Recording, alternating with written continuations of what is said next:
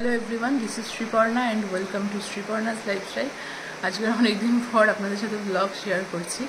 সেটা হচ্ছে আজকের একদিকে যেমন আনন্দের দিন, তেমন অন্যদিকে ভীষণ টেনশন হচ্ছে। টেনশনটা বলে বোঝাতে পারবো না, এটা একটা নতুন রকমের ফিলিংস। আর যেহেতু আমার ফার্স্ট ওটি, আর ওটিটা তো আপনারা খুব ভালো করেই জানেন, আমার আজকে ডেলিভারি।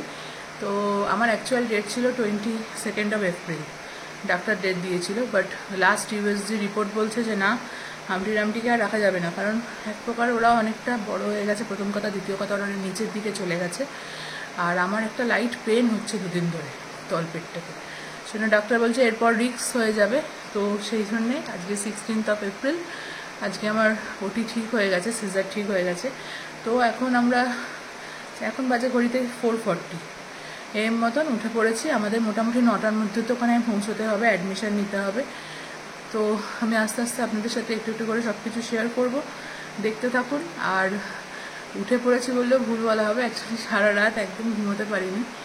জানি না কোথা থেকে একটা চিন্তা, আবার একদিক থেকে একটা আনন্দ যে এতদিন পর তাদেরকে দেখবো, মানে অনেক অপেক্ষার অবসান আর কি বলা যেতে পারে। তো এটা একটা mixed feeling, I can't explain properly. তো দেখতে থাকুন, সাথে থাকুন আমার আজকের ব্লগটা। ফাইনালি তো চান টান করে প্রিপেয়ার হয়ে গেছি, ফুলগুলো ভিজে পুজো আচ্ছাও হয়ে গেছে। কিন্তু আমাকে 6টার মধ্যে যাই হোক একটু চা, লিকার চা আর বিস্কুট খেয়ে নিতে বলেছে। তো লিকার চা, 2টো ক্রিম কেক আর বিস্কুট খাবো, আর ওষুধও খাবো। খেয়ে তারপরে আবার মানে একটু রেস্ট নেব, কেননা খুব টায়ার্ড লাগছে। সব থেকে বড় কথা, ঘুম না হলে আর কি যা হয়।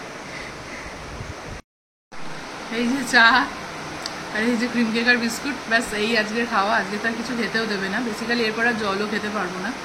আর ওখানে গিয়ে অ্যাডমিশন হলে সমস্ত কিছু হবে। আর এই যে এখানে সব ব্যাগপত্র গুছানো হয়ে গেছে, মোটামুটি রেডি, রিপোর্ট আর আমার সমস্ত প্যাকিং কমপ্লিট। চাটা খাই। রেডি? হ্যাঁ রেডি, সব হয়ে গেছে। 7:30 বেরোবো। Next step in your big step in your life. আমার গোপালে যাচ্ছে আমার সাথে ম্যাক্সিমাম। 7:30 বেরোবো, ড্রাইভার দাদা আসবে। আর আজকে তো আমাদের সেন্টার থেকে নিতে হয়েছে, কেননা সারাদিন থাকার ব্যাপার আছে, এইসব আমাদের চেনা ড্রাইভারদের হবে না। মানে সেন্টার থেকে আজ নতুন ড্রাইভার দাদা আসবে। 7:30 বেরোবো, 9টার ভেতর ওখানে পৌঁছে যাবো। পৌঁছলেই সব দেখতে পাবো। শ্বাসে আজকে খুব কষ্ট হচ্ছে, একটা ব্রিদিং প্রবলেম হচ্ছে। বেরোবার সময় আবার ঠাকুরের সাথে দেখা করতে এলাম, আর ঠাকুরের যে ভাব আছে, মানে প্রদীপের ভাব আর কি, সেটা নিলাম, যাতে আমার বাচ্চারাও সুস্থ সবলভাবে এই পৃথিবীর আলো দেখতে পারে।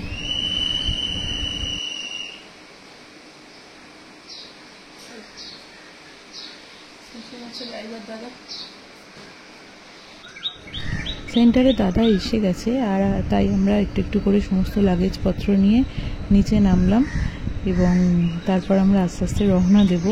আর আমার মা এবং আমার ননদ দুজনে উঠে পড়বে গাড়িতে, ওদের বাড়ির সামনে থেকে।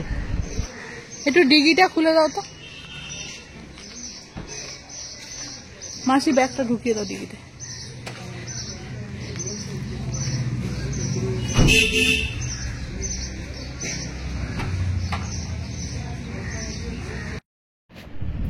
এবার একটু একটু ভয় হচ্ছে, জানি না ভেতর থেকে একটা কেমন টেনশন মতন হচ্ছে। আর সবাই বলছে মুখটা কেমন শুকিয়ে গেছে ভয়েতে। ঠাকুর নাম করে যাই হোক রওনা দিই, দেখা যাক কি হয়।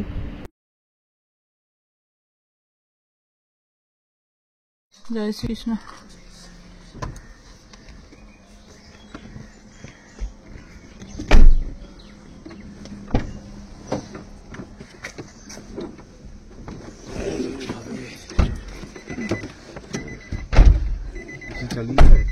হ্যাঁ সেটা চালিয়ে দেবে।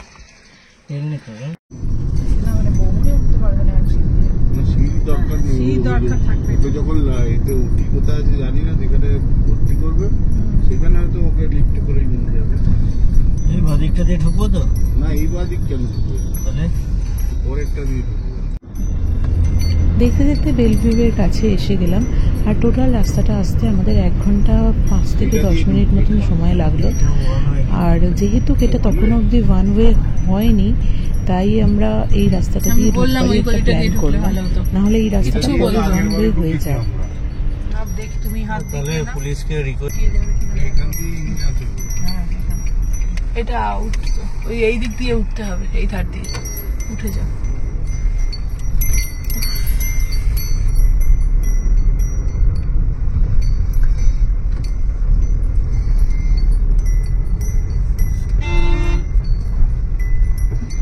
এদিক দিয়ে ঘোরো, ঘুরে এদিক দিয়ে ওঠাও, দিয়ে দরজা। হ্যাঁ, রিসেপশন।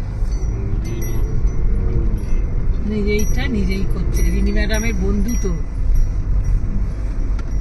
ম্যাডাম ওকে সব টিপস শিখিয়ে দিয়েছে। তুমি আগে বেরিয়ে যাও। কটকট করছে না? না না, পেটে যা লাগালো, একদম ফালতু ড্রাইভার দিয়েছে আজকে। চোখটা লেগে যায় না? চোখটা না,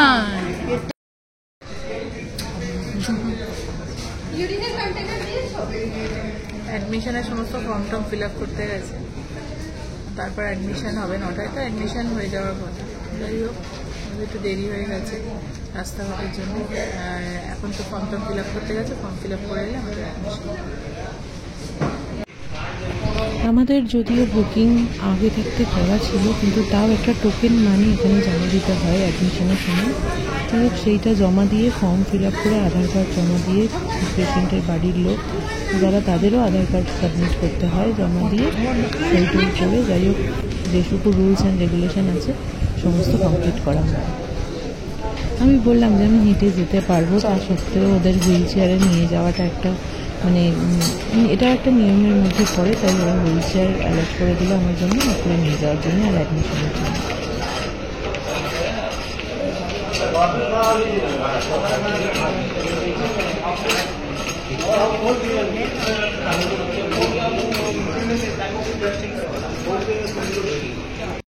অ্যাডমিশনের পরেই ফার্স্টে আমার ড্রেস চেঞ্জ করে তারপর আমার স্কিন টেস্ট করলো এবং তারপর আমাকে স্যালাইন চালিয়ে দিল।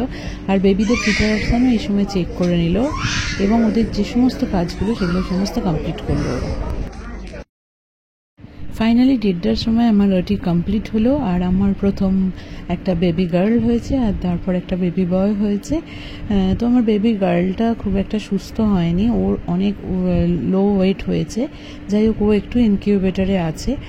আর এটা পরের দিন সকালবেলা আমাকে একটা বার্লি ওয়াটার দিয়েছিল খাওয়ার জন্য, যেটা আমি খাইনি, আর সেই সময় প্রচণ্ড ড্রাউজি লাগছে। আমার নেক্সট ভিডিও আবার আসছে, সেখানে পুরো বেলভিউয়ের আমার ব্লগটা আমি সকলের সাথে একটু একটু করে শেয়ার করেছি যেটুকু পেরেছি, যখন আমার ড্রাউজিনেসটা কেটেছে তারপরে।